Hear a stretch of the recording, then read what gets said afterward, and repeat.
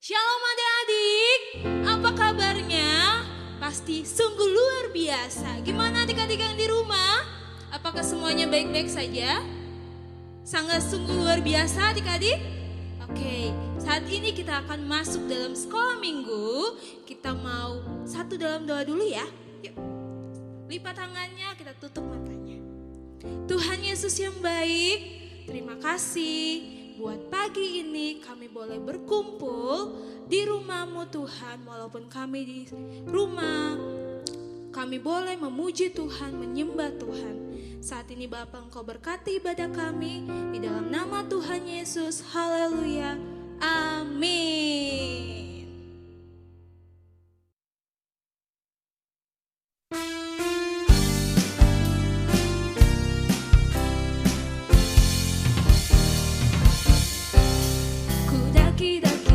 Daki gunung yang tinggi, ku turun lembah yang dalam, ku melintasi padang rumput hijau membentang, Yesus besertaku. Ku daki gunung yang tinggi, ku turun lembah yang dalam, ku melintasi padang rumput hijau membentang, Yesus besertaku.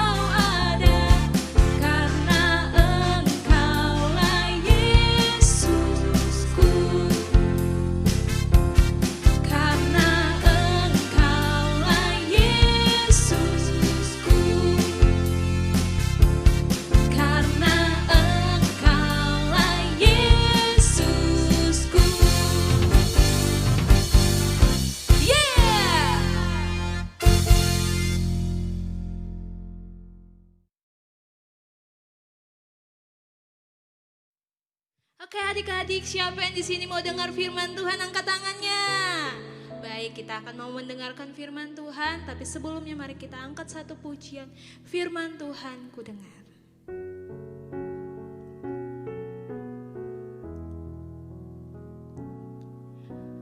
Firman Tuhan ku dengar, ku tanam di hatiku. Ku ingin bertumbuh subur dan berbuah lebat. Yesus tolong padaku. Firman Tuhan ku dengar, ku tanam di hatiku. Ku ingin bertumbuh subur dan berbuah lebat. Yesus tolong padaku. Ku ingin bertumbuh subur dan berbuah lebat. Yesus tolong padaku. Ku ingin bertumbuh subur dan berbuah lebat. Yesus tolong padaku. Mari kita satu dalam doa. Bapa yang di surga Tuhan, kami sangat bersyukur Bapa, di mana pada pagi hari ini Tuhan kami boleh memuji dan memuliakan nama-Mu. Tiba saatnya Tuhan kami akan mendengarkan firman-Mu Tuhan. Berkati kami Tuhan agar kami dapat menerima firman Tuhan dengan sukacita, dengan penuh Puji-pujian di dalam nama Tuhan Yesus. Haleluya puji Tuhan. Amin. Shalom teman-teman, apa kabarnya semua yang ada di rumah? Pasti baik-baik saja kan? Nah, hari ini kita mau belajar tentang seorang anak yang luar biasa. Anak ini usianya 8 tahun. Nah, coba yang usianya 8 tahun angkat tangannya. Biasanya kalian ngapain sih kalau misalnya masih umur 8 tahun? Biasanya kalian kalau di rumah itu belajar, kemudian nonton TV, kemudian main, kemudian ngerjain PR, ngerjain tugas, bantu orang tua. Hidup kalian berseputar pada sekolah, rumah, dan juga orang tua. Nah, tapi anak usia 8 tahun yang satu ini beda dari teman-temannya yang masih berusia 8 tahun. Anak berusia 8 tahun ini melakukan pekerjaan yang sangat sulit bahkan bagi orang dewasa. Apa itu?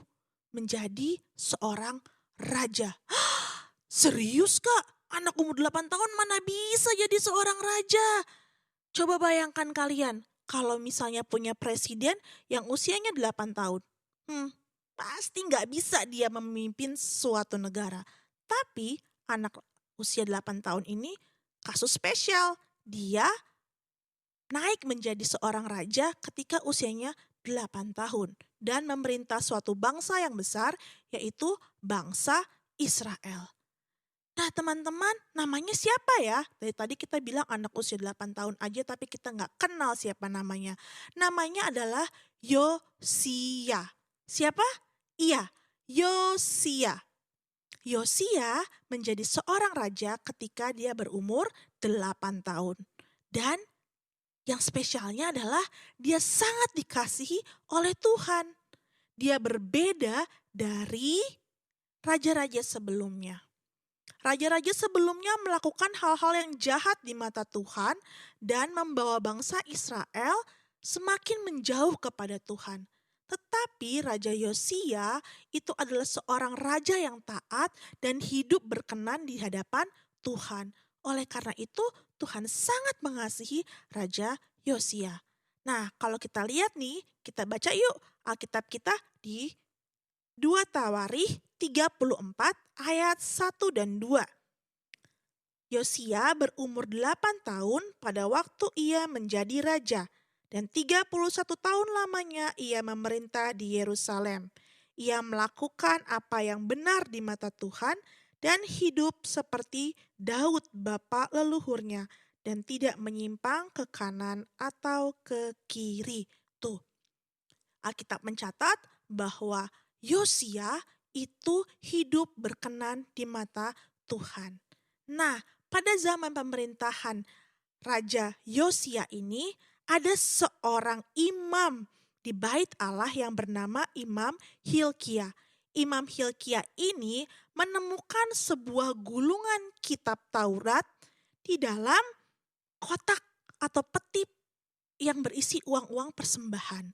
Ternyata gulungan kitab ini adalah gulungan kitab yang diberikan kepada Tuhan, kepada Musa oleh Tuhan. Nah, kitab ini pasti usianya sudah sangat tua teman-teman. Oleh karena itu Imam Hilkia memberikan kitab ini kepada seorang yang bernama Safan untuk disampaikan kepada Raja Yosia. Lalu Safan pun memberikan kitab itu kepada Raja Yosia. Tentunya dengan semangat sekali karena ini adalah penemuan yang sangat besar.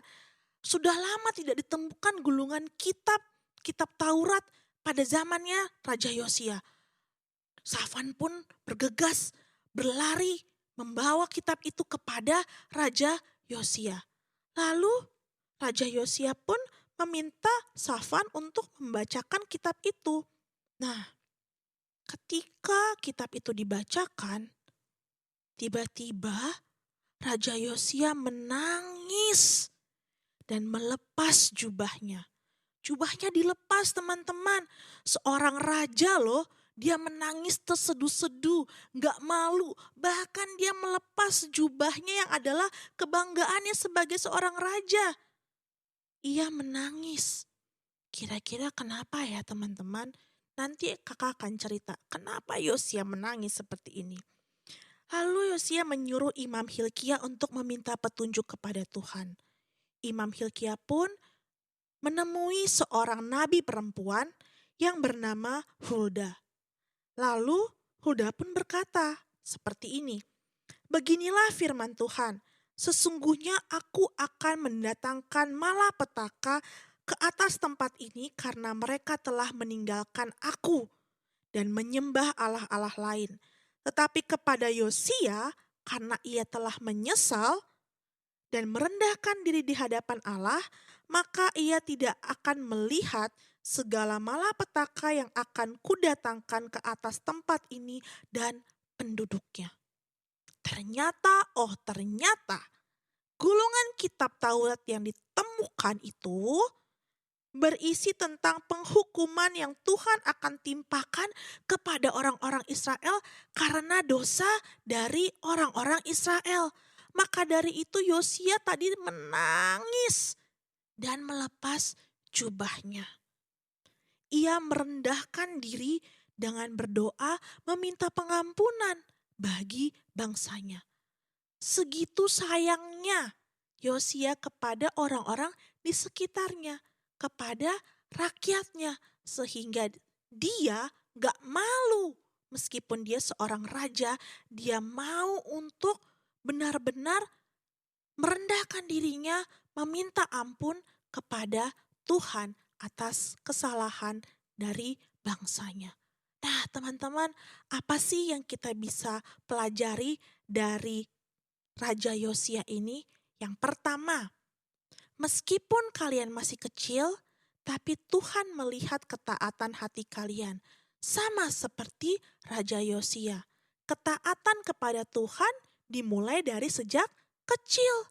Kalau dari kecil aja kita udah males-malesan baca Alkitab, kita udah males-malesan sekolah minggu, kita udah suka melawan orang tua, semakin besar itu akan menjadi kebiasaan. Akhirnya kebiasaan menjadi karakter. Nah, akhirnya kalau sudah menjadi karakter, kita menjadi orang yang tidak berkenan di hadapan Tuhan ketika dewasa. Maka dari itu, kebiasaan untuk membaca Alkitab dan mendengarkan firman Tuhan harus dimulai dari sejak kecil. Sama seperti Raja Yosia yang mau untuk tunduk dan taat kepada Tuhan sejak kecilnya. Yang kedua, kita juga bisa sama seperti Raja Yosia. Kita bisa berdoa untuk meminta ampun kepada Tuhan karena kesalahan, misalnya nih dari kita tahu teman kita yang dekat sama kita ini melakukan suatu dosa. Entah dia mencuri, entah dia berbohong, kita bisa mendoakan dia. Kita bisa minta ampun kepada Tuhan untuk teman kita. Dan itu gak terbatas hanya untuk teman, tapi juga mama papa kita mungkin, atau kakak kita yang menyakiti hati kita. Kita bisa berdoa bagi mereka. Karena Tuhan sangat mengasihi orang-orang yang mau untuk meminta ampun dan mengakui kesalahannya. Nah, Alkitab katakan di Yesaya 43 ayat 25, ayo dibuka Alkitabnya, Yesaya 43 ayat 25. Sekali lagi Kanari ulang ya, Yesaya 43 ayat 25. Akulah dia yang menghapus dosa pemberontakanmu oleh karena aku sendiri dan aku tidak mengingat-ingat dosamu. Nah, Tuhan katakan kalau kita mau untuk meminta ampun kepada Tuhan, Tuhan menghapus semua dosa dan tidak mengingat-ingat kembali kesalahan kita. Pertanyaannya, maukah kita untuk berdoa bagi orang lain, meminta ampun kepada Tuhan atas kesalahan yang orang lain perbuat, meskipun itu terlalu sulit bagi kita? Kakak yakin kalian pasti bisa. Karena kalau Raja Yosia saja mampu untuk memiliki hati yang mengasihi orang-orang di sekitarnya, teman-teman pun juga pasti punya hati yang mau untuk mengasihi orang-orang di sekitarnya. Oke, sekarang kita mau sama-sama berdoa, lipat tangannya, tutup matanya, kita satu di dalam doa. Tuhan Yesus, terima kasih kalau hari ini kami belajar tentang Raja Yosia. Tuhan, kami mau menjadi seperti Raja Yosia yang taat dan tunduk kepada perintah-Mu sejak kecil. Kami mau juga belajar untuk berdoa bagi teman-teman kami dan keluarga kami yang ada di sekitar kami. Ajar kami Tuhan memiliki hati yang mau mengasihi dan menyayangi orang-orang di sekitar kami. Terima kasih Tuhan. Kami mau serahkan kehidupan kami ke dalam tangan-Mu. Di dalam satu nama Tuhan Yesus Kristus kami berdoa dan mengucap syukur. Sama-sama katakan amin. Oke, sampai jumpa minggu depan. Tuhan berkati.